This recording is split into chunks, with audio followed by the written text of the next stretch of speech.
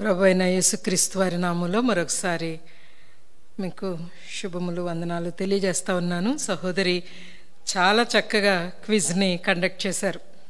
Technology దేవుడు అనుగ్రహించినందుకు దేవునికి చాలా వందనాలు చెప్పాలి మనం కదా. మరి టెక్నాలజీ వల్ల మరి ఎంత దూరాన్ని ఉన్నా ఇక్కడి నుంచి సుకన్యక్క, అక్కడి నుంచి ప్రమీలక్క కదా, ప్రవీణక్క చాలా చక్కగా.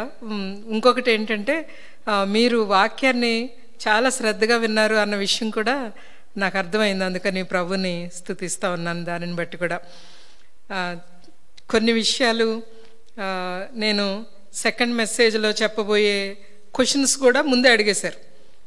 ఓకే, కొన్ని 1 or 2 థింగ్స్ అనమాట. I was happy. దేవుడు, ఆత్మదేవుడు మనల్ని నడిపించే విధానం అలా ఉంటుంది. మనం అనుకుంటాము కేవలం ప్రసంగాల్లోనే అని కాదు. మనం దేవుని కొరకు నిలబడి చేసే ప్రతి పనిలో కూడా దేవుని యొక్క నడిపింపును మనం చూడగలుగుతూ ఉంటాం.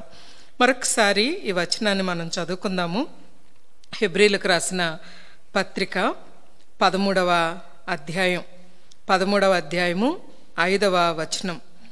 ధనాపేక్ష లేని వారై మీకు కలిగిన వాటితో తృప్తి పొంది ఉండిడి.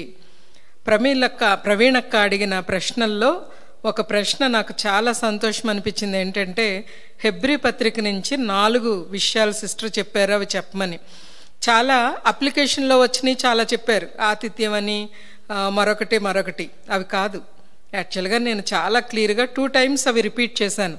శ్రేష్టమైన ప్రభువు, గొప్ప రక్షణ, అమూల్యమైన విశ్వాసం, సహవాసం, ఇవి ఈ 4 అన్నమాట. ఈ 4 కొంతమంది ఆల్రెడీ రాశారు. నిజంగా మిమ్మల్ని బట్టి ప్రభు నందు నేను ఎంతగానో దేవుని స్తుతిస్తూ ఆనందిస్తూ ఉన్నాను.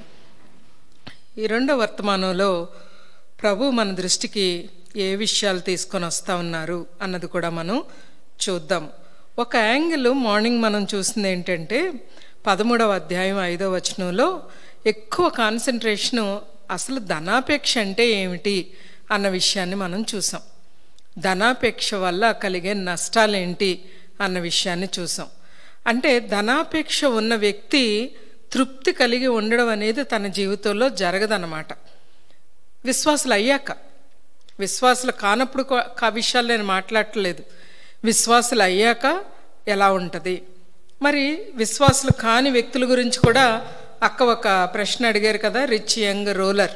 జస్ట్ యంగ్ మ్యాన్ అంటే సరిపోదు నిజానికి ఆన్సర్.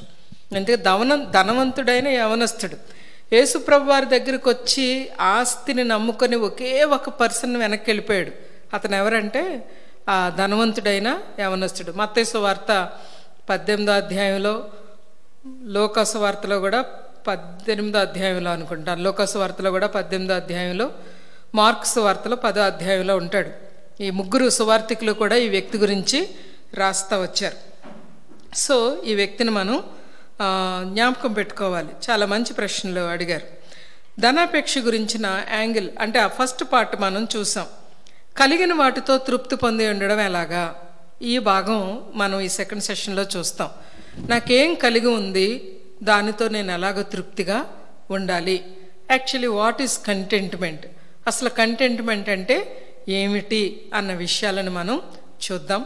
చిన్న ప్రార్థన చేసుకుందాం. దేవా, మా పరలోకపు తండ్రి, మీకు స్తుతులు వందనాలు చెల్లించుకుంటూ ఉన్నాం. మరోసారి మీ పాద సన్నిధికి వస్తున్నాం. మేము బలహీనమని, వట్టివారమని దేవా ఒప్పుకుంటూ వస్తున్నాం. నీ వాక్యం బలమైనది నాయన. మీరు సూటిగా మాట్లాడే దేవుడు. మా హృదయాలు, మా జీవితాలు మీకు ఎంతో విలువైనవి. మేము మారాలని, కొన్ని విలువలతో బ్రతకాలని, మీ ఉద్దేశాలు మా జీవితంలో నెరవేర్చబడాలని మీరు కోరుకుంటున్నారు. ప్రభా, మీ యొక్క వాక్యం మాకు ఇంకా వినబడుతూ ఉందంటే, Lord, you are trusting us and you are still speaking to us. Father, help us to obey, help us to grasp the things Lord the way you expect from us. ప్రభా, మీరు ఎలాగా మేము లోబడాలి, వినాలని కోరుకుంటున్నారో అలా మేము వినడానికి సహాయం చేయండి. ప్రభా, ఆత్మదేవుని కార్యం కొరకు ఎంతగానో ప్రార్థన చేస్తున్నాం. పరిశుద్ధాత్మదేవ, మీరు మా హృదయాల్లో కార్యం జరిగించండి. యేసుక్రీస్తు ప్రభు వారి పరిశుద్ధ నామంలో అడిగి వేడుకొంచున్నాం తండ్రి, ఆమెన్.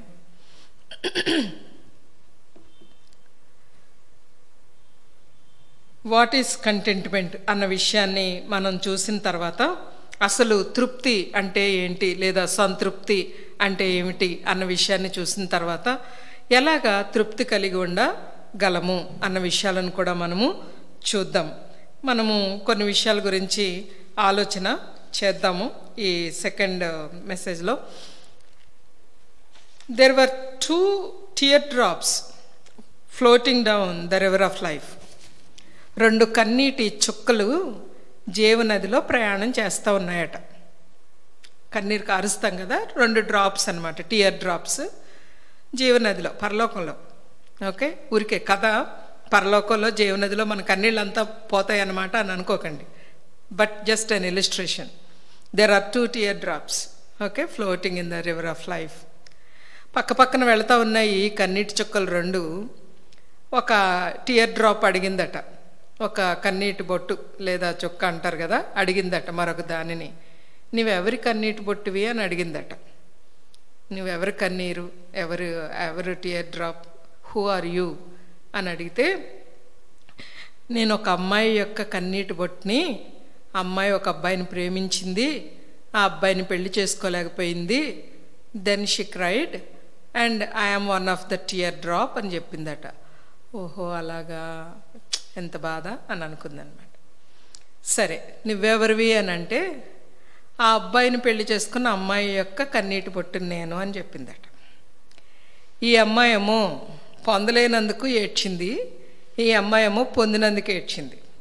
మొత్తానికి ఇద్దరి జీవితాల్లో కూడా ఒకలాగా చూస్తే పొందినందువల్ల అక్కడ ఏం తృప్తి లేదు, పొందకపోయినందువల్ల కూడా ఏమీ లేదు అన్న విషయాన్ని ఒకటి అర్థం చేసుకోవాలన్నమాట. Okay, I'm tear drop from a girl who loved a man and lost him. Okay, I'm tear drop from the girl who got him.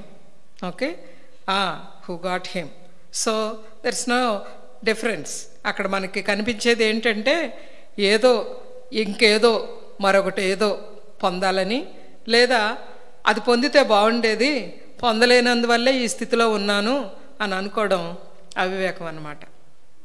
ఏమి కలిగి ఉన్నామో కలిగి ఉన్న వాటితో తృప్తి పడడం అన్న విషయాన్ని మనం అర్థం చేసుకుందాం. చాలా రకరకాల క్రెడిట్ కార్డ్ లోన్స్, పెద్ద పెద్ద సేవకులు కూడా, నిజంగా చెప్తున్నాను, క్రైస్తవులు చాలా క్రెడిట్ కార్డ్స్ని వాడే విధానం చూస్తూ ఉంటే కంటెంట్మెంట్ అనే పదానికి నిజానికి మన జీవితాల్లో అర్థం లేకుండా పోతూ ఉంది. డెబిట్ కార్డు వాడుకోవచ్చు, అందులో ఆల్రెడీ కొంత ఉంది కాబట్టి అందులో వాడుకుంటూ ఉంటాం.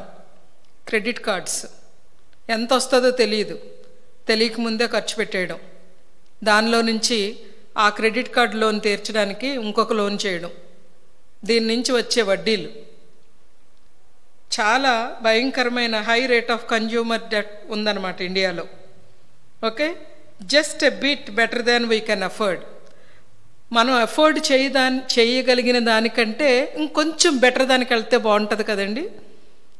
ఓకే, ఏం కొంటున్నారు? ఆల్టో 800, ఆల్టో కేట్ అన్నా, లేకపోతే ఆల్టో నుంచి ఇంకొంచెం పెద్దది, ఆ పెద్దదాని నుంచి మరికొంచెం పెద్దదానికి. ఓకే, ఉంటే మంచిదే, దేవుడు అనుగ్రహిస్తే పరిచర్యలో వాడడానికి. లేనప్పుడు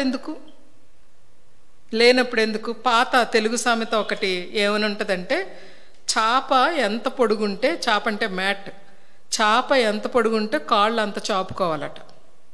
అంతకు మించి చాపుకోవాల్సిన అవసరం లేదన్నమాట. High rate of mobility these days, high rate of mobility. ఏంటి mobility? From one place to another place for a best place. ఇంతవరకు ఎక్కడో ఉప్పల్లో ఉన్నాం, నాగుల దగ్గర ఉన్నాం, వనస్థలపురంలో ఉంటారు. ఇప్పుడు ఎక్కడ ఉంటున్నారంటే మాదాపూర్లో ఒక ఫ్లాట్లో, పెబెల్ సిటీలో, లేకపోతే మరి ఇంకెక్కడో.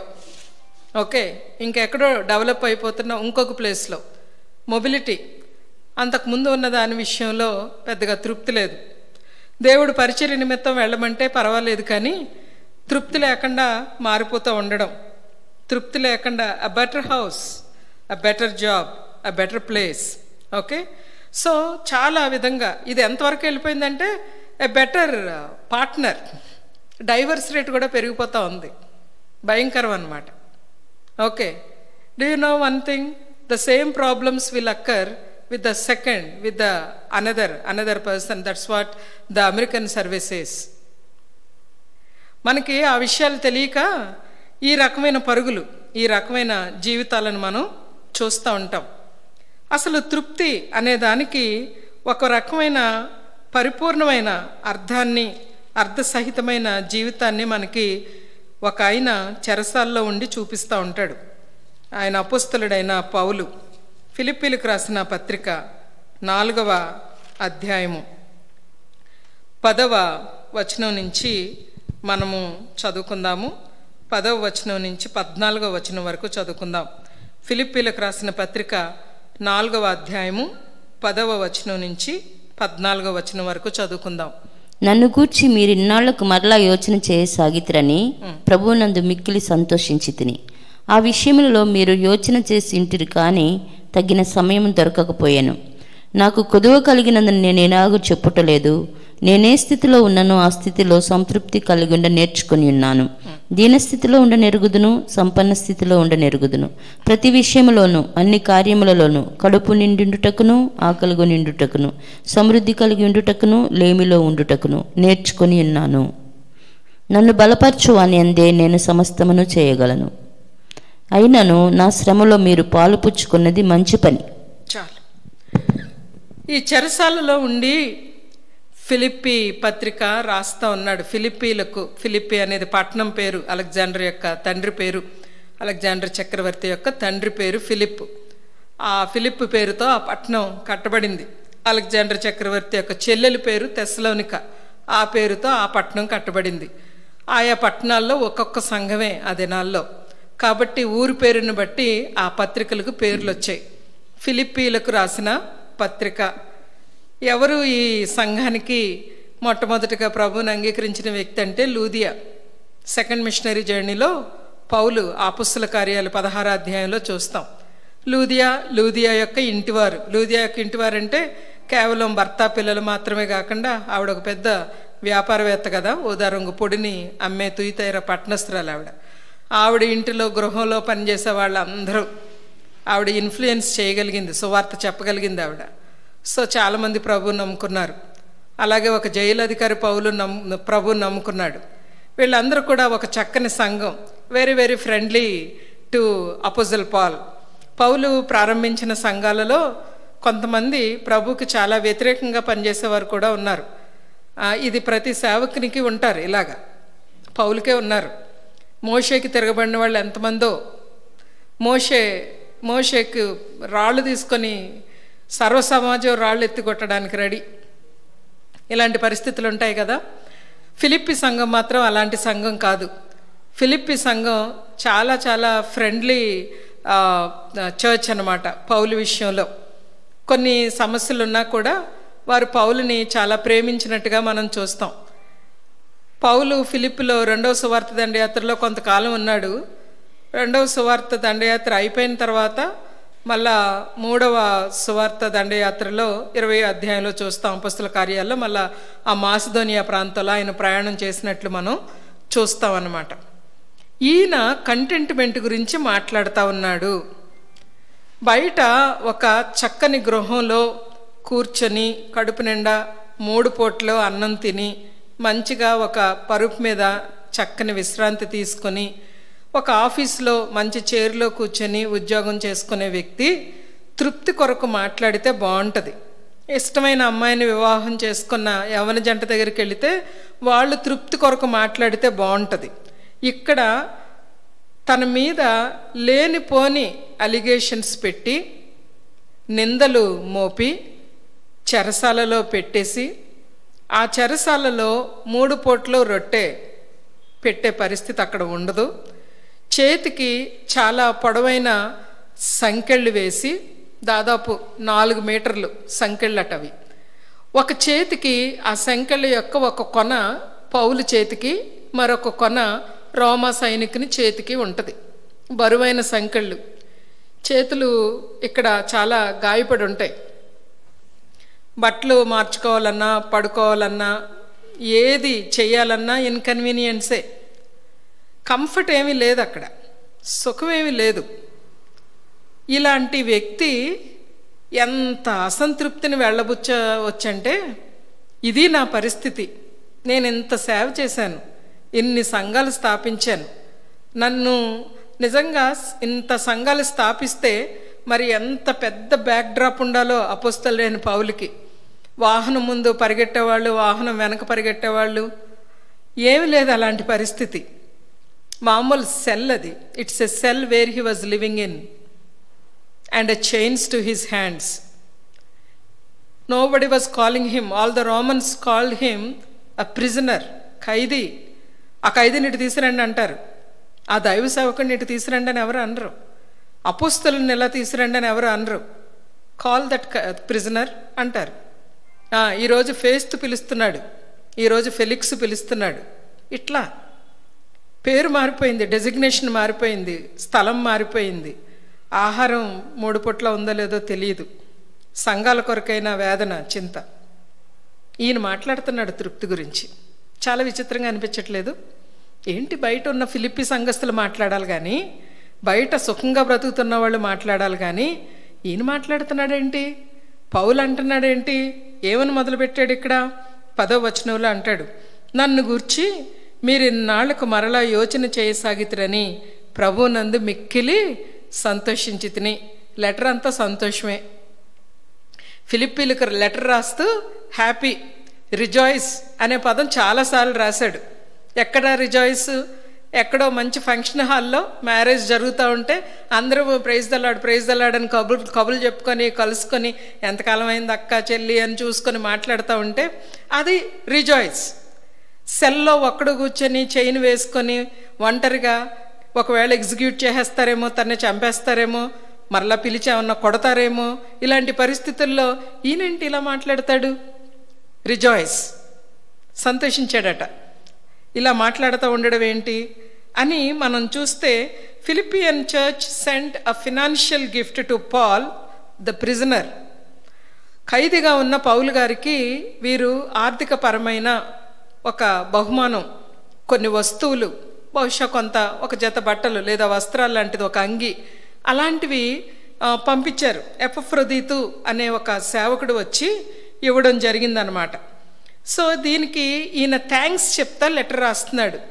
ఆ యొక్క కల్చర్లో, గ్రీక్ కల్చర్ కదా అప్పుడు ఎక్కువగా, సో ఆ యొక్క సంస్కృతిలో ఎవరైనా ఏదైనా బహుమానం ఇస్తే మళ్ళీ రిటర్న్ గిఫ్ట్ ఇచ్చేసేవారు అనమాట. ఈ రిటర్న్ గిఫ్ట్ ఇవ్వడానికి పౌలయ్య గారి దగ్గర ఏమీ లేదు. So he has one thing in his mind, let me say thank you, let me say thank you. This word is we need to learn. ప్రార్థన చేయడం కేవలం ఏదో అడగడానికి ప్రార్థన చేయడం లేదు. Why I started praying this morning, just want to say thank you Lord for another new day in my life. That should be our first thought when we get up in the morning. Thank you lord.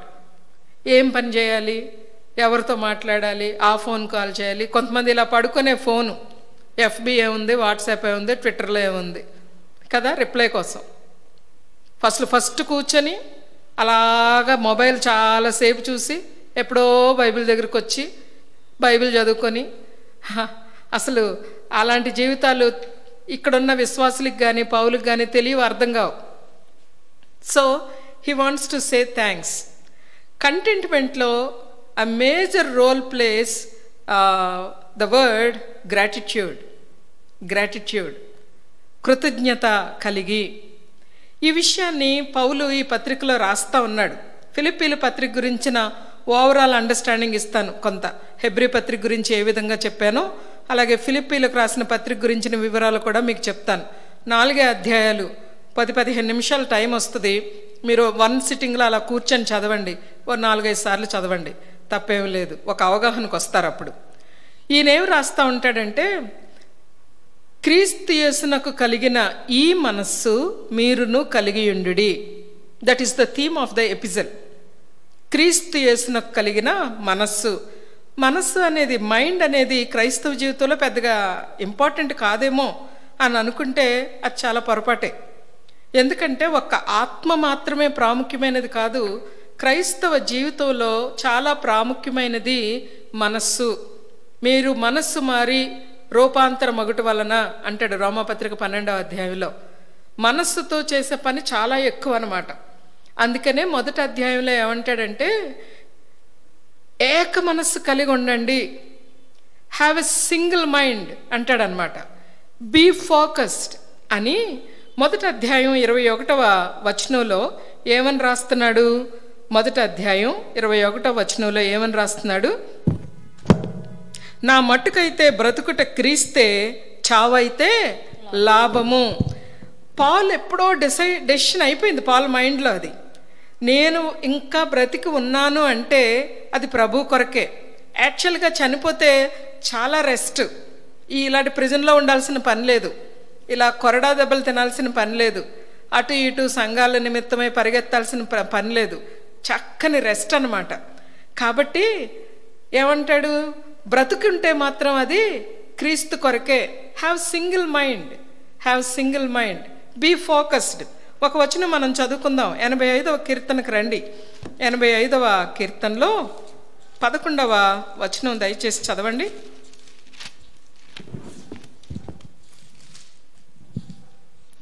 భూమిలో నుండి సత్యం మొలుచును, ఆకాశంలో నుండి నీతి పారజూచును. Sorry అండి, అది తప్పు అనుకుంటాను. 86 అమ్మా, 86:11. యెహోవా, నేను నీ సత్యమును అనుసరించి నడుచుకున్నట్లు నీ మార్గమును నాకు బోధింపుము. నీ నామమునకు భయపడినట్లు నా హృదయమునకు ఏకదృష్టి కలుగుజేయము. అండర్లైన్. నీ నామమునకు భయపడినట్లు నా హృదయమునకు ఏం కావాలి? Let me be single minded, let me be focused on you alone. Lord, have me the fear of you. Help me to have the fear of you. Then the devotion comes. భక్తి ముందు భయం రావాలి, భక్తి వస్తుంది. ప్రేమ ఉంది ప్రభు అంటే, కానీ single మైండ్గా లేవు. Be focused. కంటెంట్మెంట్కి ఇవన్నీ పునాదులు అన్నమాట, మూలాలు. తృప్తి ఎలా ఉంటుంది? ప్రభు మీదే దృష్టి ఉంచాలి. ఏకదృష్టి కలిగజేయి. ఇది ప్రార్థనలో ఉండాలి. మన ప్రార్థనలో నేను ఈ వచనం ఇలాగే అడుగుతూ ఉంటాను. ప్రభువా, నీ నామానికి నేను భయపడినట్లు, నేను మాత్రమే కాదు, మోజస్ గారు, జస్టిన్, మేము ముగ్గురం కూడా నీ నామానికి భయపడినట్లు మాకు ఏక హృదయం కలగజేయండి. మేము మీ వైపు చూడాలి. ఆ భయం నుంచి మేము తప్పిపోకూడదు. అవమానమే కదా ప్రభువుకి, తప్పిపోయినప్పుడల్లా అవమానమే. సో ఏకదృష్టి, బ్రతుకుట క్రీస్తే, చావైతే లాభం. 2వ అధ్యాయంలో పౌలు ఫిలిప్పీలకు రాసిన పత్రిక 2వ అధ్యాయంలో ఏమని రాస్తున్నాడు? 5వ వచనం. 2వ అధ్యాయము 5వ వచనం. క్రీస్తు యేసునకు కలిగిన ఈ మనస్సు మీరును కలిగి ఉండుడి. 3వ అధ్యాయానికి వచ్చేసరికి ఏమని రాస్తున్నాడో చూద్దాం. 3వ అధ్యాయంలో 13వ వచనం. సహోదరులారా, నేను ఇదివరకే పట్టుకొని ఉన్నానని తలంచుకొనను. అయితే ఒకటి చేయుచున్నాను, వెనుక ఉన్నవి మరచి ముందున్న వాటి కొరకై వేగిరపడుచు. వెనక ఉన్నవి మరచి ముందున్న వాటి కొరకై వేగిరపడుతున్నాను. Having a spiritual mind. 3వ అధ్యాయంలో చాలా విషయాలు రాస్తాడు. నేను ఎవరిని? నేను హెబ్రీయుడిని, బెన్యామీను గోత్రంలో పుట్టాను, నేను పరిసయ్యుడిని, నేను 8వ దినాన సున్నతి చేయబడింది, ధర్మశాస్త్రాన్ని పాటించాను, నీతి అనుకొని సంఘాన్ని కూడా హింసించాను. నేను నాకున్న క్రెడెన్షియల్స్ చాలా ఎక్కువ, కానీ వాటిని పెంటతో సమానంగా ఎంచుకొనిచున్నాను. 2వ అధ్యాయంలో క్రీస్తు ప్రభు వారికి కలిగిన మనస్సు, దాసుని మనస్సు, ఆ mind of a servant, okay, servant mind అన్న దాని గురించి రాస్తూ 4వ అధ్యాయానికి వచ్చేసరికి ఏమంటాడంటే హ్యావ్ సెక్యూర్ మైండ్ అంటాడనమాట. భద్రత గల మనస్సును కలిగి ఉండండి అంటాడు. Have secure mind. So where is my security? నా యొక్క భద్రత ఎక్కడుంది అంటే క్రీస్తులో ఉంది నీ భద్రత. విషయం పౌలుకి చాలా స్పష్టంగా తెలుసు. ఆ దినాల్లోనే అప్పట్లో ఆయనకున్న ప్రత్యక్షతల్లో గొప్ప ప్రత్యక్షతలు, రెవల్యూషన్స్ పౌలు గారికి. సో ఆయన చాలా చక్కగా ఆ విషయాన్ని అర్థం చేసుకున్నాడు. అర్థం చేసుకొని ఇక్కడ అంటాడు, క్రీస్తు యేసులో భద్రత కలిగి ఉందాము, క్రీస్తు యేసు కొరకే బ్రతుకుదాము, క్రీస్తు యేసునకు కలిగిన మనస్సును కలిగి ఉందాము. వెనక ఉన్నవి మరచి, అంటే చాలాసార్లు వేరే ఇంటర్ప్రిటేషన్ చేసేసి దీనికి, అంటే పాత పాపాలన్నీ విడిచిపెట్టమంటున్నాడు దేవుడు, పోయిన సంవత్సరం పాపాలు, ఆ సంవత్సరం పాపాలు, దానికి మనం అప్లై చేయడానికి కాదు. యాక్చువల్గా ఏంటంటే వెనక ఉన్నవంటే నేను చాలా సంఘాలు స్థాపించాను ఇప్పటికీ, లేదా చాలా ప్రభు కోసం పనిచేశాను. ఓకే, 20 సంవత్సరాలు 30 సంవత్సరాల పరిచర్యలో ఉన్నాను. గొప్పలు మానేసాయి. అవేమి పెద్దగా ఇప్పుడు వెనక ఒక ఏమంటారు, సాక్ష్యం కట్టుకోవడం అంటారు కదా కొంతమంది. ఏం కట్టుకుంటాం? కట్టుకోవడాలు ఏమి లేవు ఇక్కడ. బిల్డింగ్ కాదు కదా. Okay, no building, we been built here. Okay, ఏంటి ఇక్కడ? Continuing in ministry. Whatever you have done, just leave it, ignore it, don't take any pride from that, just continue in the ministry. Okay, ఏమేమి చేసావో, మేము అప్పుడు అలా చేసాం, అలా చేసాం, చాలా. ఇక యవనస్తుల ముందు అలా మాట్లాడితే వాళ్ళ మైండ్ ముందే స్విచ్ ఆఫ్ అయిపోద్ది. ఈ ఆంటీ వచ్చిందంటే ఏవో మాట్లాడుతుంది అని కదా. We don't need to talk about all that. ఇక్కడ అంటున్నాడు ఈయన, వెనక ఉన్నవి నేను మర్చిపోదాం అనుకుంటున్నాను. నా యోధా గోత్రం, ఆ విషయాలన్నీ కూడా నేను, ఆ క్రెడెన్షియల్స్ అన్నీ మర్చిపోతున్నాను. నా పరిసయ్యని జీవితం, నా ధర్మశాస్త్రం, లేకపోతే మరొకటి నాకేమి ఇవ్వాల. నాకు వెనక ఉన్నవి నేను మర్చి, నేను ఇంకా ప్రభు కోసం ఏం చేయాలో అన్న దాని మీద దృష్టి ఉంచుతాను. పౌలు గారికి అప్పటికి దాదాపుగా ఒక 60 ఏళ్ళు ఉంటాయి. 60 ఏళ్లలో ఎంత పరిచర్య చేశానో అన్న విషయం పక్కన పెడదాం. ఇక ముందు నేను ఎంతకాలం జీవిస్తానో తెలీదు. ఆ విషయాలు నేను దాని మీద దృష్టి పెడతా ఉన్నాను అని మాట్లాడుతూ ఉన్నాడు. ఇలా రాసుకుంటూ వచ్చి 4వ అధ్యాయంకి వచ్చేసరికి ఏమంటాడంటే, హ్యావ్ సెక్యూర్ మైండ్ అన్న విషయాన్ని ఇక్కడ మాట్లాడుతూ ఉన్నాడు. ఈ బ్యాక్గ్రౌండ్ అంతటితోనే 4వ అధ్యాయంలో తృప్తి గురించి ఆయన మాట్లాడడం మొదలుపెట్టాడు. కంటెంట్మెంట్ గురించి ఆయన మాట్లాడడం మొదలుపెట్టాడు. లేకపోయినట్లయితే మనకి ఈ బ్యాక్గ్రౌండ్ అర్థం కాకపోతే 4వ అధ్యాయంలో అసలు ఆయన ఏం మాట్లాడుతున్నాడో మనకు అర్థం అవ్వదు. కంటెంట్మెంట్తో ఉండడానికి సీక్రెట్ నెంబర్ 1, ఫస్ట్ థింగ్ ఏంటంటే 4-5 వచనాలు చదువుదాం.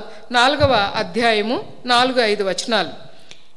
ఎల్లప్పుడూ ప్రభువునందు ఆనందించుడి, మరలా చెప్పుదును ఆనందించుడి. మీ సహనమును సకల జనులకు తెలియబడనీయుడి, ప్రభు సమీపంగా ఉన్నాడు. దేనిని గురించి చింతపడకుడి గాని ప్రతి విషయంలోనూ ప్రార్థన విజ్ఞాపముల చేత కృతజ్ఞతాపూర్వకంగా మీ విన్నపములు దేవునికి తెలియచేయుడి. అప్పుడు సమస్త జ్ఞానమునకు మించిన దేవుని సమాధానము యేసుక్రీస్తు వలన మీ హృదయములకును మీ తలంపులకును కావలిండును. ఇక్కడ ప్రభువారు పరిశుద్ధాత్మ దేవుడు పౌలు చేత రాయించిన చక్కని విషయాల్లో ఫస్ట్ థింగ్ ఏంటంటే, to have contentment in life you need to have a relationship with your lord. యేసుక్రీస్తు ప్రభువు వారితో కలిగిన సంబంధాన్ని బట్టి మాత్రమే ఒక వ్యక్తి తృప్తిగా జీవించగలడు. ఎందుకంటే నేను మార్నింగ్ మాట్లాడేటప్పుడు కూడా అన్నాను, తృప్తి అనేది ఒక షాప్లో మనకి దొరికేది కాదు.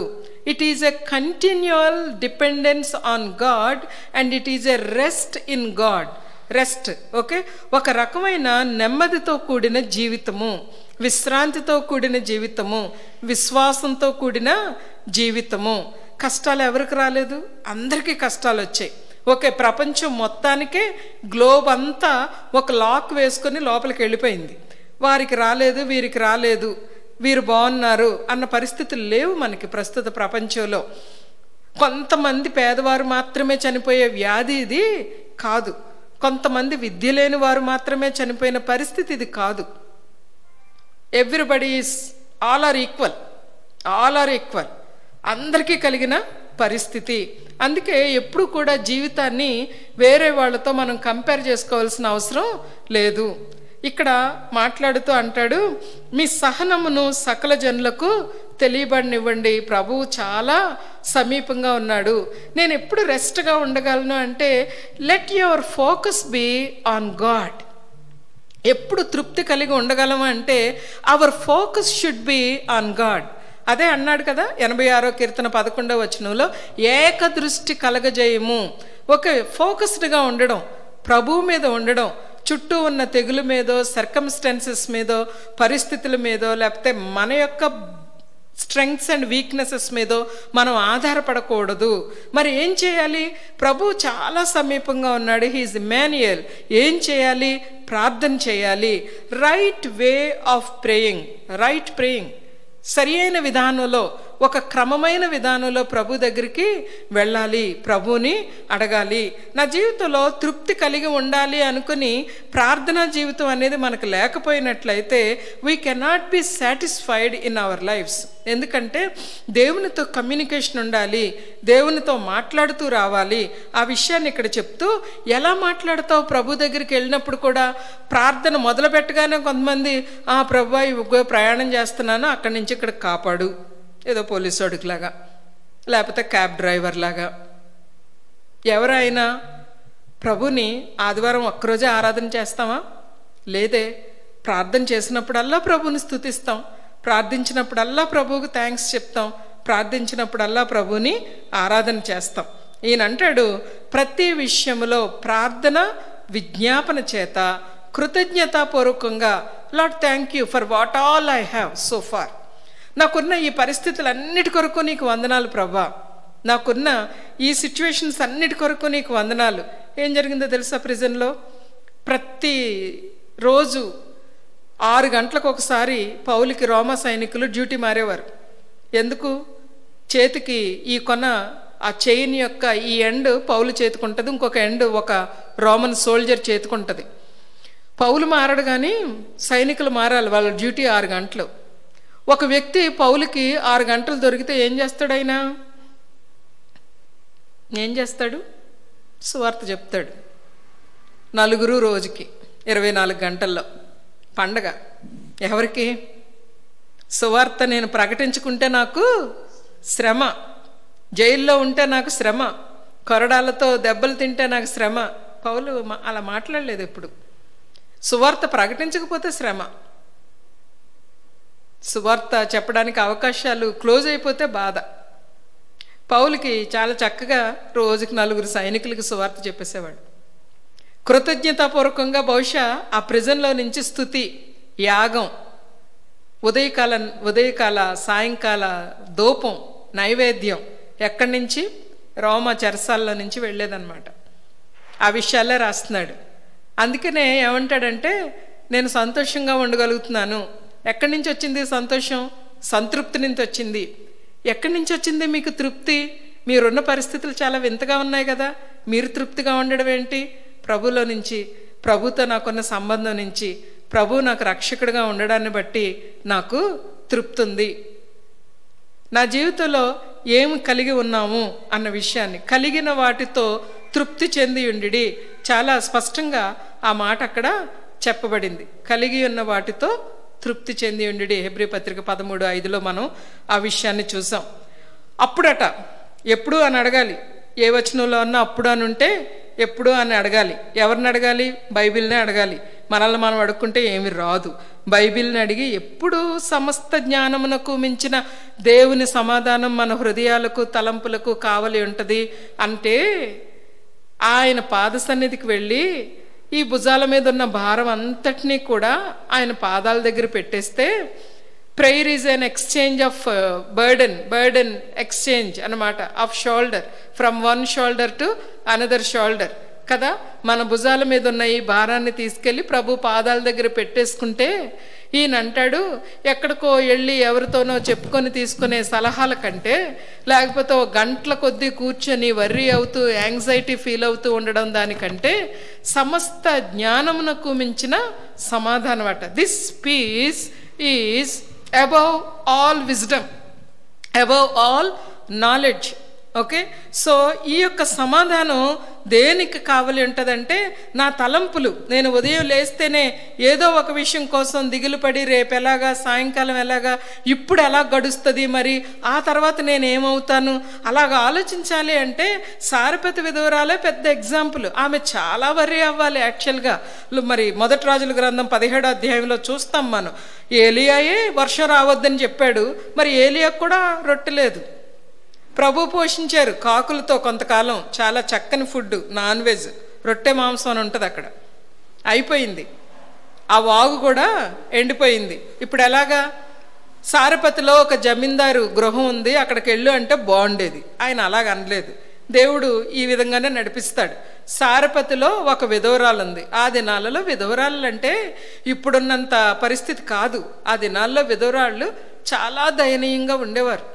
పేదరికం, ఇక భర్త అనేది సంపాదన లేకపోతే ఇప్పుడు భార్యలు సంపాదిస్తారు, పిల్లలు సంపాదిస్తారు. ఆ పరిస్థితి ఆ దినాల్లో లేదు. చాలా దయనీయమైన పరిస్థితి. సో అక్కడికి వెళ్ళమంటాడేంటి? వెళితే ఆవిడ చెప్పిన సమాధానం ఏంటి? ఈ ఒక్క రొట్టె ఉంది. ఏలి అన్నాడు, ఆ ఒక్క రొట్టెలో కొంచెం, ఆ పిండిలో ఒక్క మొదటి అప్పం నాకు ఇచ్చేస్తే. ఇచ్చారు. 3 సంవత్సరాలు ఆమెయు ఆమె కుటుంబస్తులు తృప్తిగా ఉన్నారట. ప్రభుకి ఇవ్వడం, ప్రభు దగ్గర మాట్లాడుకోవడం, ప్రభు సన్నిధిలో చెప్పేసుకోవడం, ఇది మనం చూస్తాం.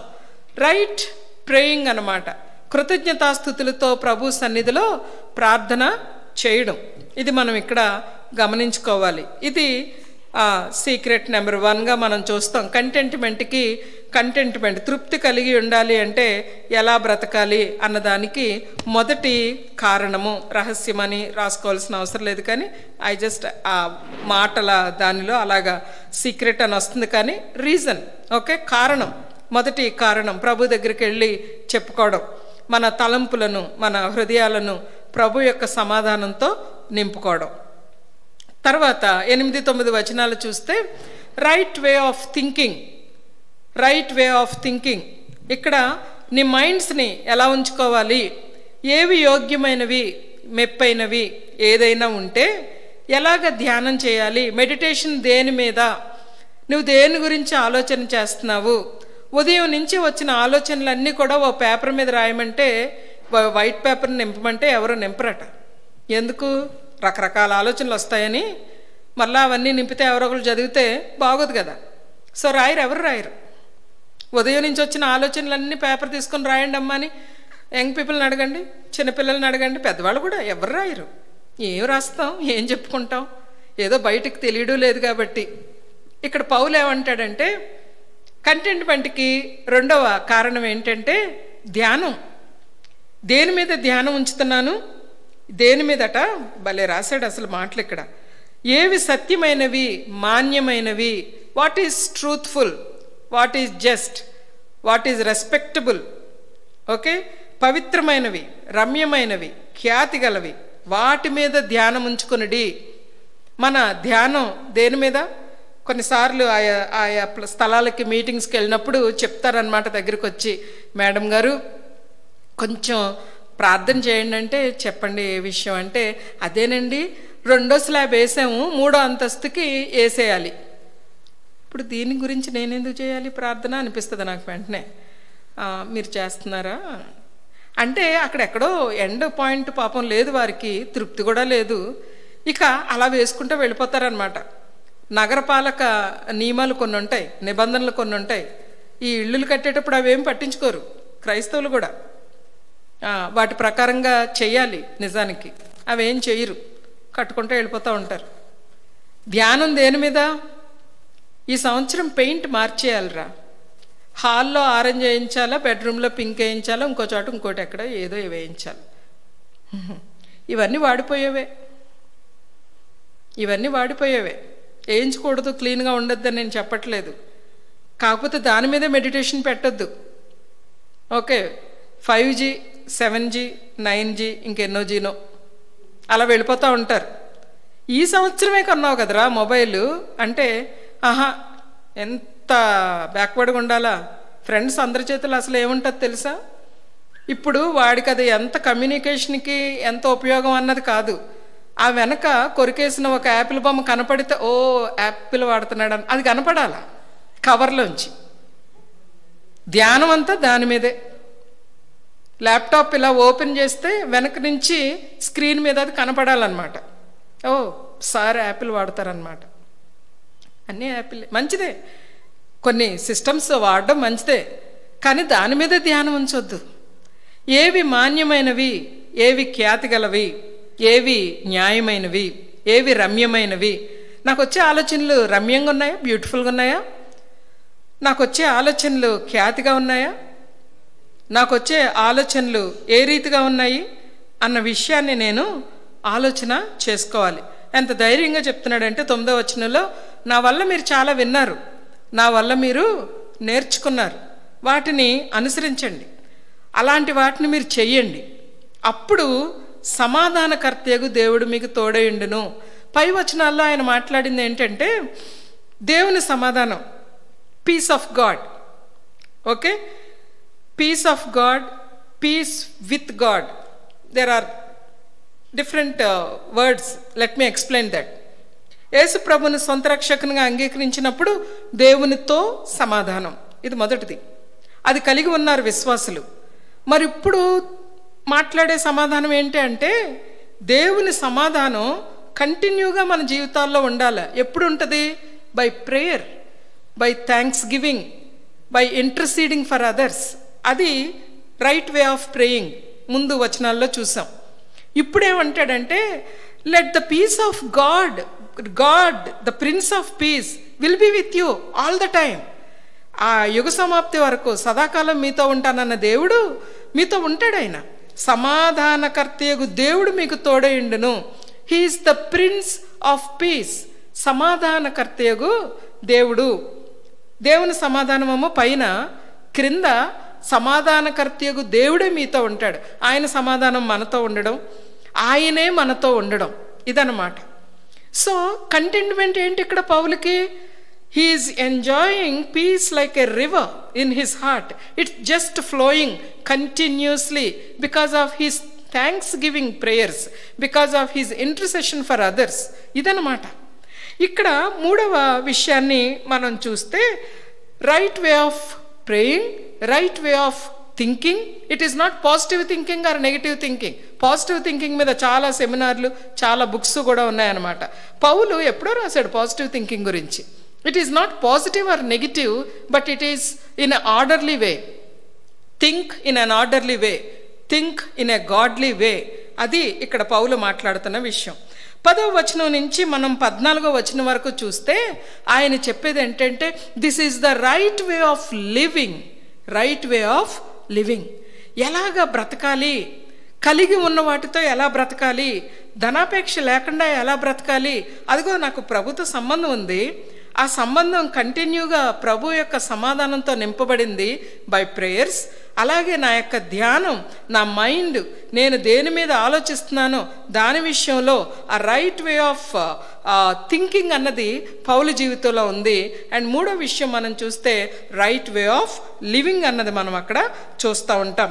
ఏమంటున్నాడంటే 10వ వచనంలో, నన్ను గూర్చి మీరు ఇన్నాళ్లకు మరలా యోచన చేయసాగితురని ప్రభు నందు మిక్కిలి సంతోషించితిని. ఇది యాక్చువల్గా రూట్ వర్డ్లో ఎలా ఉంటుందంటే నన్ను ఇన్నాళ్లకు మరలా యోచించడం ఎలాంటిదంటే మరలా శిశిర ఋతువులో ఆకులన్నీ రాలిపోయిన తర్వాత చిగురు వస్తుంది చూడండి, మళ్ళా వృక్షాలన్నీ చెట్లన్నీ చిగురిస్తున్నాయని నాకు ఆనందంగా ఉంది, లేకపోతే మరలా పువ్వులన్నీ పోస్తున్నాయని నాకు ఆనందంగా ఉన్నది అన్న మీనింగ్ ఇచ్చే వర్డ్ అక్కడ రాశాడనమాట. నన్ను మరలా మీరు యోచన చేస్తున్నారు అన్నది. మరలా యోచన చేయడానికి అంటే మధ్యలో ఎందుకు వాళ్ళు ఆగారో మనకు అర్థం కాదు. అంటే బహుశా పౌలు చెరసాల్లో ఉన్నందుకు వాళ్ళు ఏమీ పంపలేకపోయారో తెలియదు. ఎపఫ్రోదితు లాంటి సర్వెంట్ లేక, అంటే ఎవరైనా వస్తువులు తీసుకెళ్లే వాళ్ళు ఉండాలి కదా, నమ్మకమైన వారు. ఆ నమ్మకమైన వారు లేక వాళ్ళు ఆగిపోయారో తెలియదు. We don't know the reason is not written here. But what we need to understand is, ఇక్కడ ఆయన చెప్పే విషయం ఏంటంటే I'm very happy that you started thinking again. Okay, you thought about me అన్న విషయాన్ని చెప్తా ఉన్నాడు. ఆ విషయంలో మీరు యోచన చేసింటారు కానీ తగిన సమయం దొరకలేదు మీకు. అంటే you have a mind to give me. మీకు నాకు ఇవ్వాలనే ఒక ఆలోచన మీకుంది, but you don't have an opportunity అంటున్నాడు అనమాట. అవకాశం రాలా మీకు ఇవ్వడానికి. చాలా క్విక్గా వాళ్ళని ఏదో హర్ట్ చేయాలని, వాళ్ళని ఏదో బాధ పెట్టాలన్నట్టు కాకుండా, అంటే దెర్ ఈజ్ ఎ గ్యాప్, మన మధ్యలో గ్యాప్ వచ్చింది. But still you because there is no opportunity, మీకు అవకాశం లేక నా దగ్గర రాలేదు, now you started thinking again అని చెప్తూ మరొక మాట చాలా క్విక్గా రాస్తా ఉన్నాడు అక్కడ. ఏమంటున్నాడంటే, నాకు కొదువు కలిగినందున నేను ఎలాగూ చెప్పుట లేదు, నేనే స్థితిలో ఉన్నాను ఆ స్థితిలో, ఈ వర్డ్స్ అండర్లైన్ చేసుకుందాం, సంతృప్తి కలిగి నేర్చుకొని ఉన్నాను. I have learned something in my life right way of living గురించి మాట్లాడుతూ ఉన్నాం. ఏమంటున్నాడంటే, I have learned something. Contentment is a learning process. It is not an instant transformation of over night. ఒక రాత్రికి రాత్రి మనం ఏదో తృప్తిగా ఉండడం అన్ని విషయాల్లో అలా నేర్చేసుకోలేము. కంటెంట్ అనే పదానికి యాక్చువల్గా మనము మీనింగ్ కానీ చూసినట్లయితే ఏమంటాడంటే, content is it is defined, it is the chief of all virtues అట. It is the chief of all virtues. అంటే ఆ విలువలు యోగ్యతలు ఏమున్నాయో వాటన్నిటిలో కూడా ఇది ప్రధానమైనది. అయితే స్టాయిక్ ఫిలాసఫర్స్ అని ఆ దినాల్లో ఉన్న ఫిలాసఫర్స్, గ్రీక్ ఫిలాసఫర్స్, వాళ్ళు ఏమన్నారంటే, మనం ఎప్పుడు తృప్తిగా ఉంటామంటే మనకి ఏ విధమైన అటాచ్మెంట్ లేనప్పుడు, మనకి ఏ విధమైన కోరికలు లేనప్పుడు మనం అలా ఉంటాము అని అంటే, ఇక్కడ పౌలు దానికి అలా రాయడం లేదు. No no no no he's appreciating, he has that emotions, he's అంటే వెరీ మచ్ అప్రిషియేటింగ్ దెమ్. వాళ్ళని మెచ్చుకుంటున్నాడు, వాళ్ళ మీద ప్రేమ కలిగి ఉన్నాడు, చాలా చక్కగా వారితో మాట్లాడుతూ ఉన్నాడు, చెప్తా ఉన్నాడు అనమాట. ఏంటంటే డిటాచ్మెంట్ ఆఫ్ ఎమోషన్స్ లేకపోతే కోరిక లేకుండా ఉండడం, ఏదో కొంతమంది చెప్తారు కదా కోరిక లేకుండా ఉండడమే మోక్ష మార్గం అనేసి, అలాగనడం కూడా ఒక కోరికనే. సో ఆ రకమైన ఇది కాదనమాట. అంటే ఇంక మనం ఏమీ ప్లాన్ చేసుకోకూడదు, మనం ఏం సంపాదించుకోకూడదు, మనం ఏమీ మాట్లాడకూడదు. No, it's not like that. Okay, there is an emotional relationship with people, there is attachments ఉంటాయి మనకి. ఓకే, సో ఇవన్నీ కలగలిపే ఇక్కడ మాట్లాడుతూ ఉన్న విషయం మనం చూస్తూ ఉన్నాం. He is rejoicing in the Lord greatly and appreciating a heart felt love for Philippians అన్న విషయాన్ని మనం చూస్తాం. He loved people dearly, very dearly. చాలా చక్కగా వాళ్ళని ప్రేమిస్తూ వచ్చాడనమాట. So it is an inner sense of rest అంటారనమాట. ఏంటి కంటెంట్మెంట్ అంటే? ఇన్నర్ సెన్స్ ఆఫ్ రెస్ట్, ఒక అంతరంగంలో ఉండే నెమ్మది. మనం అది ఆల్రెడీ పైన చూస్తూ వచ్చాం. ఇక్కడ అంటున్నాడు, నేను ఏ స్థితిలో ఉన్నా ఆ స్థితిలో నాకు, అంటే మీరు నాకు గిఫ్ట్ పంపని దినాలలో నేను చాలా కొదువుగా ఉండి సఫర్ అయిపోయాను అనే హింట్ ఏమి ఇవ్వడంలా. ఇది మనం గుర్తుపెట్టుకోవాలి. పౌలు రాసిన పత్రికల్లో ఎక్కడా కూడా ఈ హింట్స్ మనకు ఉండవు. పౌలు చాలా పత్రికలు రాశాడు, చాలా ప్రసంగాలు చేశాడు. ప్రసంగాలలో ఎక్కడో ఒక చోట నాకు ఇది కొదువా అన్న విషయం ఆయన ఎక్స్ప్రెస్ చేయలేదు. లెటర్స్లో సిద్ధాంతాలు రాశాడు, తన కొరకు ప్రార్థన చేయమని రాశాడు. దేనికోసం ప్రార్థన చేయమన్నాడు? అదే బ్రదర్ ఇల్లు కడుతున్నాం ప్రార్థన చేయండి, బ్రదర్ చర్చి కడుతున్నాం ప్రార్థన చేయండి, బ్రదర్ పాపకి పెళ్ళి మరి 3 లక్షలన్నా అవుతుంది అంటున్నారు ప్రార్థన. No hints, nothing. ఎక్కడ ఏ లెటర్లో కనపడదండి. ఇప్పుడు జైల్లో ఉన్నాడు, గుడారాలు కుట్టుకొని పని చేసుకోవడనే పరిస్థితి లేదు, తన దేహం కూడా వేరుగా ఉండి ఉంటుంది, తన నీడ్లోనే ఉన్నాడు, కానీ నెవర్ ఎక్స్ప్రెస్డ్ దట్ నీడ్.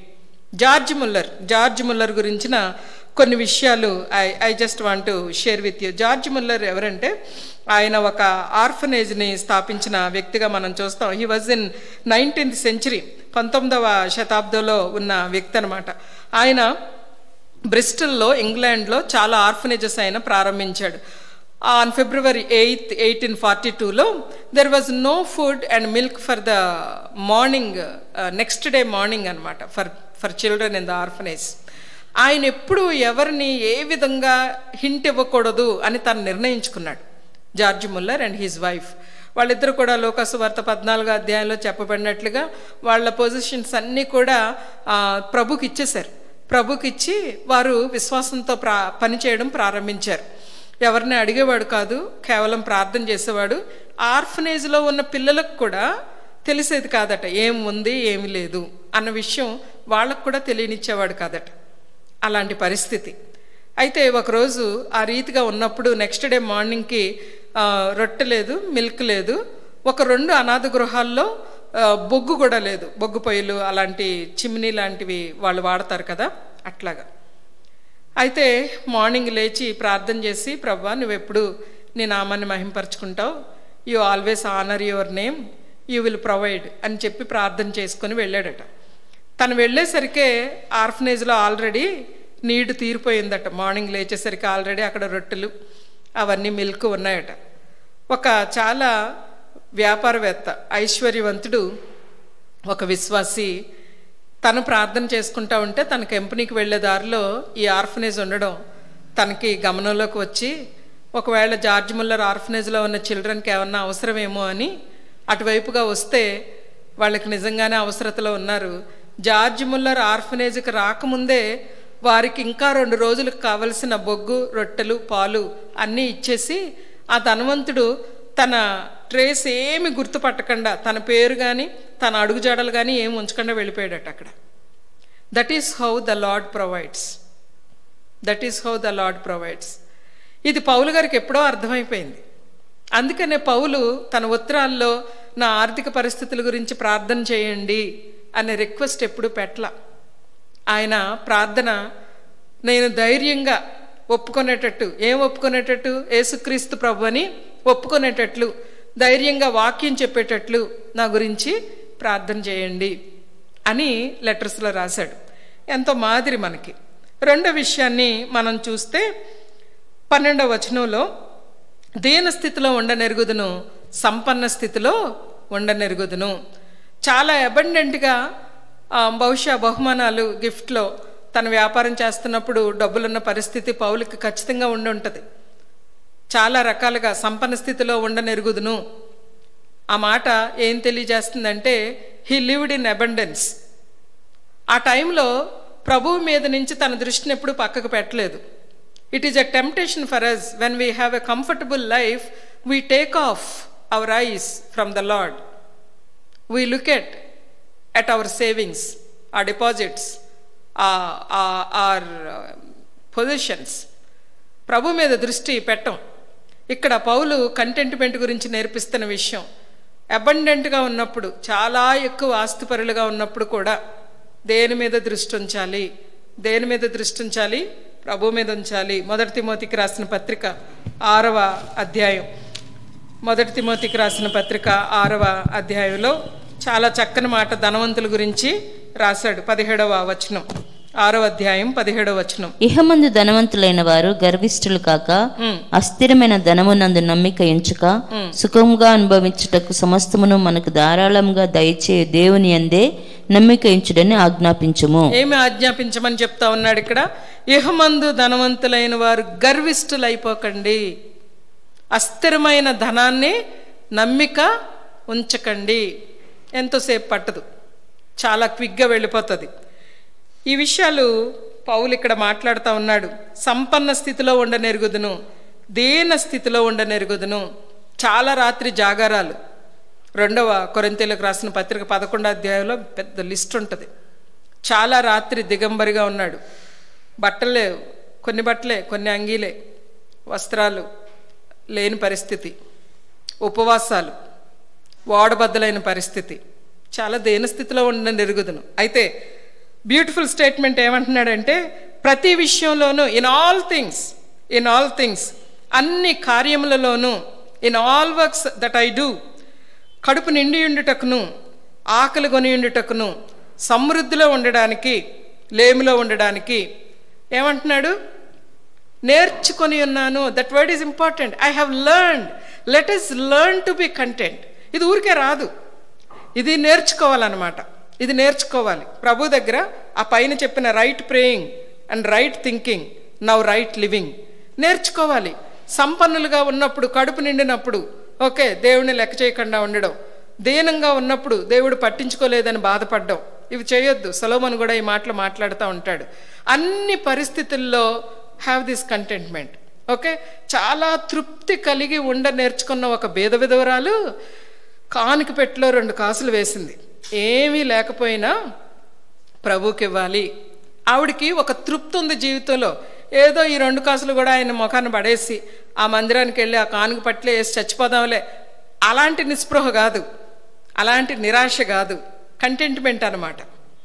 తన సంవత్సరం జీతం అంతా దాసి మరియా యేసు ప్రభు దగ్గరికి వచ్చి ఆయనక సిలువకి వెళ్ళే మార్గంలో ఉన్నాడు. ప్యాషన్ వీక్ అంటాం కదా, ఆ వారంలో ఆ బేతనీ గృహంలో ప్రభువారు ఉన్నప్పుడు ఆ సీమోని ఎంట మార్క్స్ వార్త 14వ అధ్యాయంలో రాయబడిన విషయాలు. మరియా ఏం చేస్తుంది? అత్తరుబుడ్డి తీసుకొచ్చింది. అచ్చ జటామాంసి అత్తరుబుడ్డి అని ఉంటుంది. వెంటనే శిష్యులకి కోపం వచ్చేసింది, యోధా లాంటి వాళ్ళకి.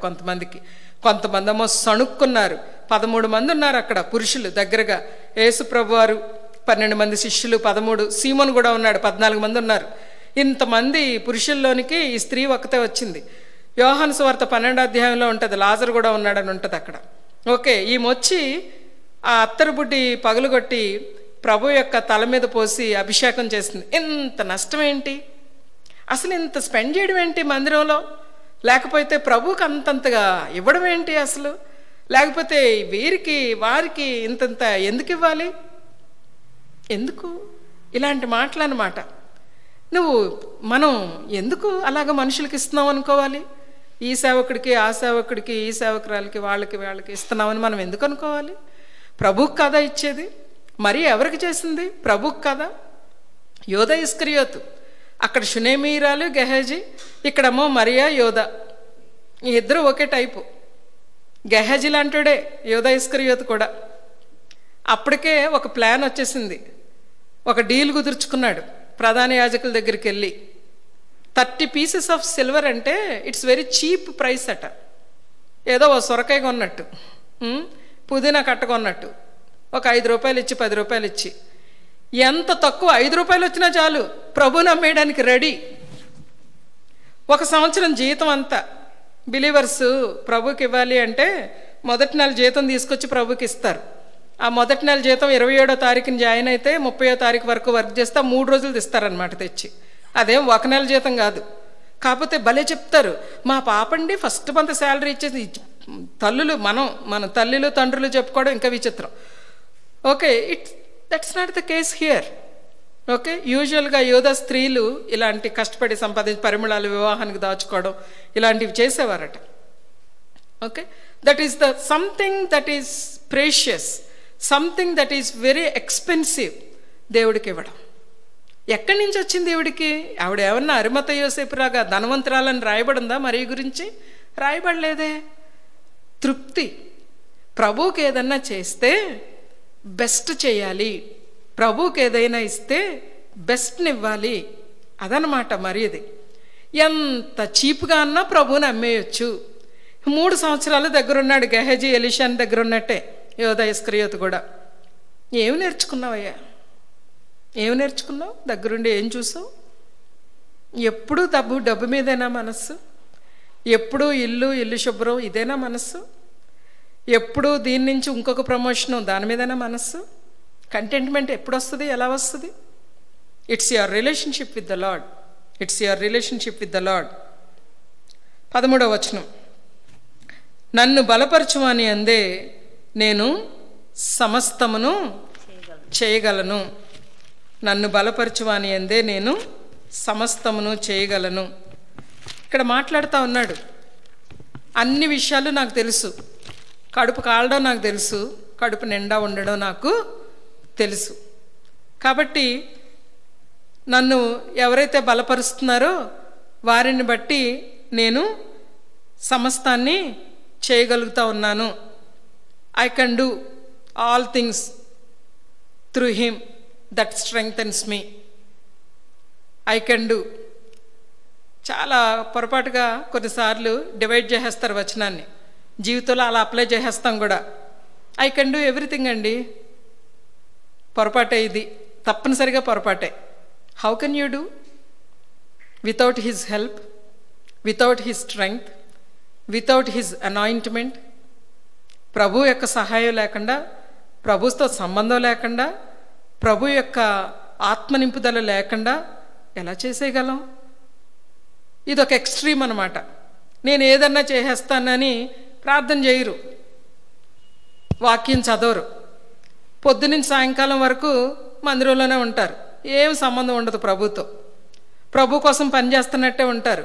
వ్యక్తిగతంగా ప్రభుతో మాట్లాడడం తెలియదు, వ్యక్తిగతంగా ప్రభుతో సంబంధం తెలియదు, ప్రభు యొక్క మాటను ఏ విధంగా అర్థం చేసుకోవాలో తెలియదు. మరి ఎందుకు వచ్చిన బ్రతుకు అనిపించదు? ఐ కెన్ డూ ఏంటి? నేను I can organise things well. భలే మాట్లాడతాం కొన్నిసార్లు కదా. I can teach well, I can.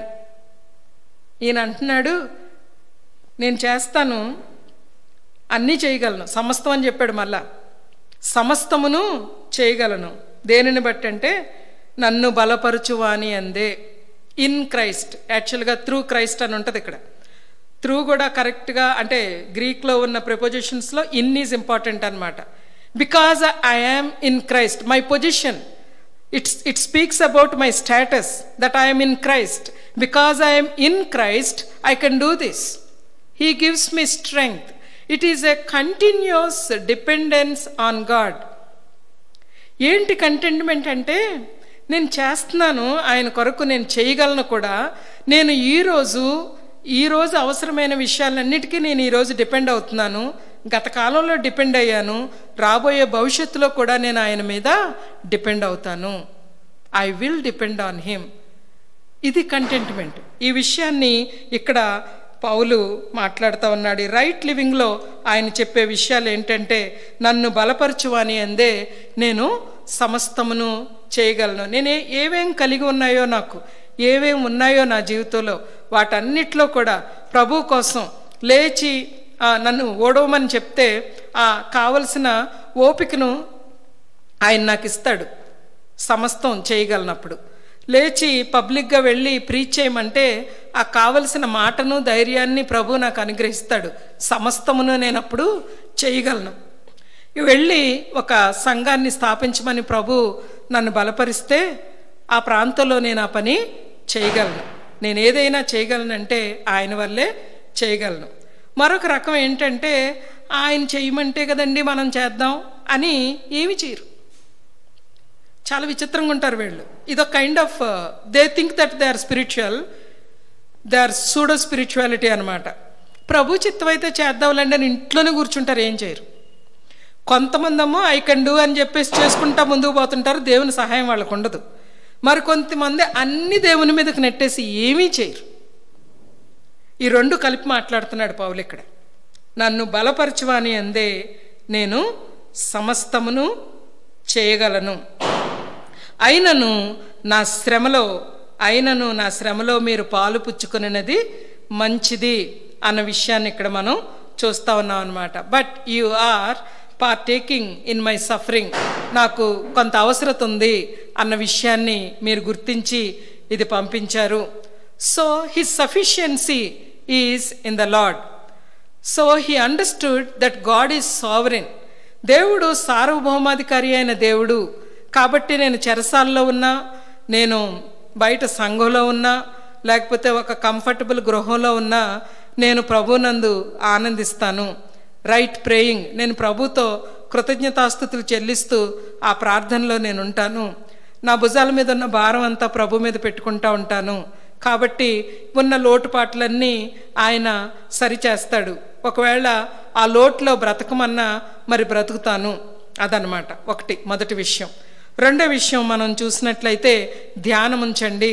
ప్రభు మీద ధ్యానం పెట్టడం, మంచి విషయాల మీద ధ్యానం ఉంచడం.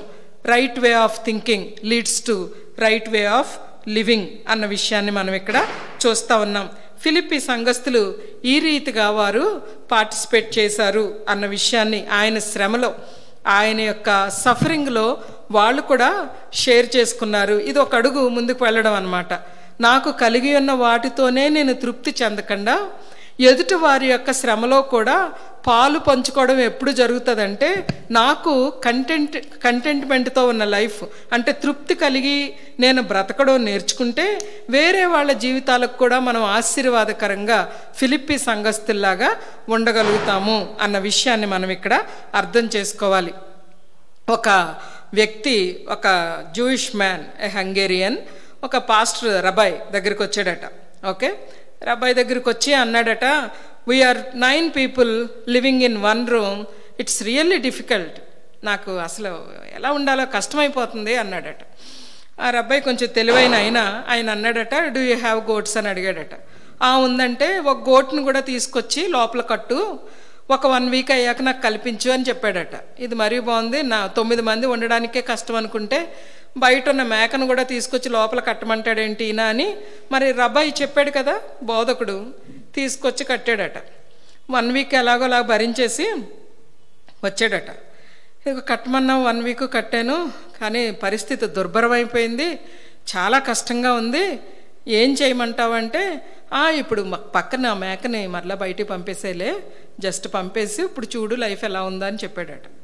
వెళ్ళిపోయి గోటిని మళ్ళీ బయటికి పంపేసిన తర్వాత అడిగాడట ఈయన బోధకుడు ఈ యూదుడిని, ఏంటి ఎలా ఉంది లైఫ్ అని అడిగితే, అసలు ఎంత బాగుంటున్నాము ఇప్పుడు, చాలా బాగుంది, మేక వెళ్ళిపోయిన తర్వాత మేము 9 ఆ ఒక్క రూమ్లో హ్యాపీగా ఉంటున్నామని చెప్పాడట.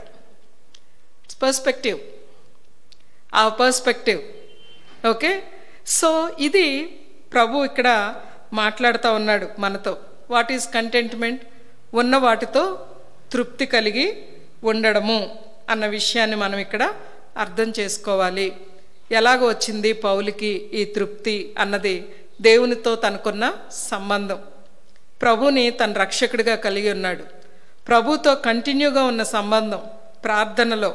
Even in prison he was having that great relationship, a continuous relationship with the Lord. And then right way of thinking, meditating upon the law of the Lord, దేవుని యొక్క వాక్యం మీద ధ్యానం ఉంచడం. అలాగే 10 నుంచి 14 వచనాల వరకు 4వ అధ్యాయంలో మనం చూస్తే ఎన్ని విషయాలు రాశాడో ఇక్కడ, చాలా విషయాలు రాశాడు. Contentment, I have an inner rest. నాకేదో కొదువు ఉన్నదని నేను ఇలా మాట్లాడట్లేదు, నాకు అన్ని విషయాల్లో నేను సంతృప్తి కలిగి ఉండా నేను నేర్చుకున్నాను. Let me remind you one thing, even myself and all of us, we need to learn. నేర్చుకోవాలి. తృప్తి కలిగి ఉండడం అనేది ఈ రోజు మనకు వచ్చే అవార్డు కాదు, రివార్డు కాదు. అది it is a learning process. చాలు, ఇది చాలు అనుకోవడం, ఇంక చాలు అనుకోవడం, ఈ పరిస్థితులు పర్వాలేదు అనుకోవడం, ఈ పరిస్థితుల్లో థ్యాంక్ యూ లార్డ్ అని చెప్పడం. ప్రవ్వా ఈ 50% శాలరీ థ్యాంక్ యూ. ఇది లేని వారు ఎంతమందో. ఒక షూ లేని అబ్బాయి బయట రోడ్డు మీదకి చాలా బాధగా వెళ్ళాడట, ఈ స్లిప్పర్స్తో బతుకుతున్నాను అని. ఎదురుగా ఒక కుంటోడు ఎదురొచ్చాడట. అప్పుడు రియలైజ్ అయ్యాడట, oh Lord, thank you, I'm having these 2 legs, no need of shoes లేకపోయినా పర్వాలేదు. మన జీవితంలో మనకున్నదేంటో, మనకు కలిగి ఉన్నదేంటో దాని విషయంలో మనం తృప్తి కలిగి నేర్చుకుందాం. అందుకనే ప్రభువారు నీ పొరుగు అనేది ఏది ఆశించకు చెప్పారు 10 ఆజ్ఞల్లో. ఏది, ఏ విషయం కూడా, ఏ వస్తువు, ఏ గాడిద, ఏ మనిషి ఆశ, దానికి అంతు అనేది లేదన్నమాట. ప్రభు బిడ్డలంగా ధనాపేక్ష లేని వారమై మరి కలిగి ఉన్న వాటితో తృప్తి కలిగి ఉందాం. ఎందుకంటే హెబ్రీ పత్రిక 13వ అధ్యాయం 5వ వచనంలో ఏమనుంది? ఆయన నిన్ను ఎన్నడూ విడువడు, ఎడబాయుడు. పౌలుకి ఈ విషయం బాగా అర్థమైందండి.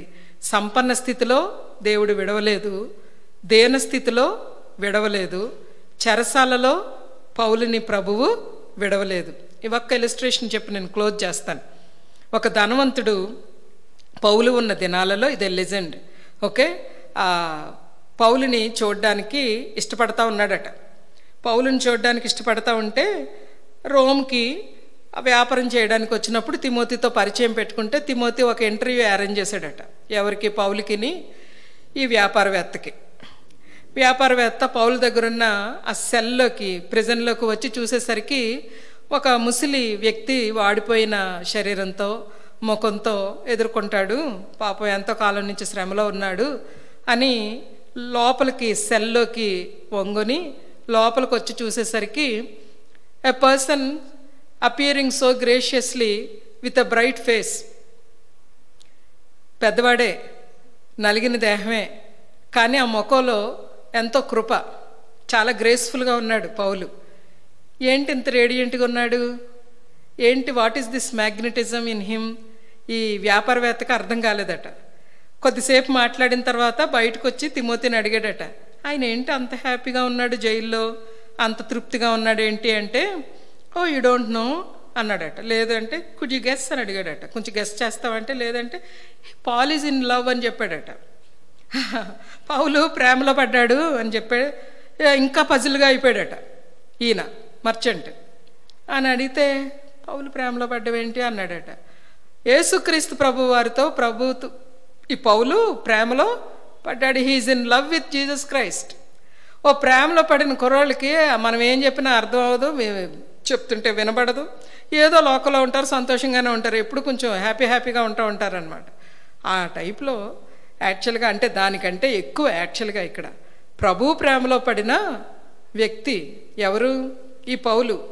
ఈ పౌలుకి చెరసాల్లో ఉన్న ఒకే స్థితి, సంపన్న స్థితిలో, లేమిలో, దేన స్థితిలో సంతృప్తి కలిగి నేర్చుకోవడం. ప్రభు అట్టి కృపను మనకు దయచేయనుగాక. దేవుడు మనకిచ్చే వాగ్దానం, ఏ పరిస్థితుల్లో ఉన్నా ఆయన మనల్ని ఎన్నడూ విడువడు, ఎడబాయుడు. ఈ విషయాన్ని మనం జ్ఞాపకం చేసుకుంటూ ప్రార్థన చేసుకుందాం. మీరున్న స్థలాలలోనే మీరు అలాగే కండ్లు మూసుకుని ఉన్నట్లయితే ప్రార్థన చేద్దాం. నిజంగా ప్రభు అయిన యేసుక్రీస్తు వారి యొక్క రక్తంలో కడగబడ్డారా?